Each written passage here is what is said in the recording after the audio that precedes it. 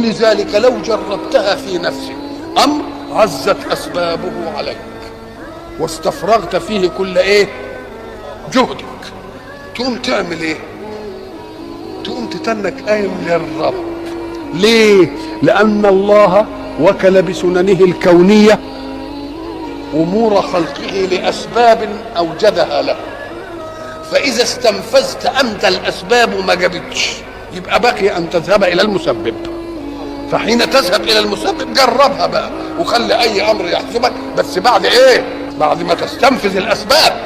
ولذلك الحديث الشريف كان النبي صلى الله عليه وسلم إذا حزبه أمر قام إلى الصلاة. يقوم يروح لمين؟ يروح لله. لله يغلبه حق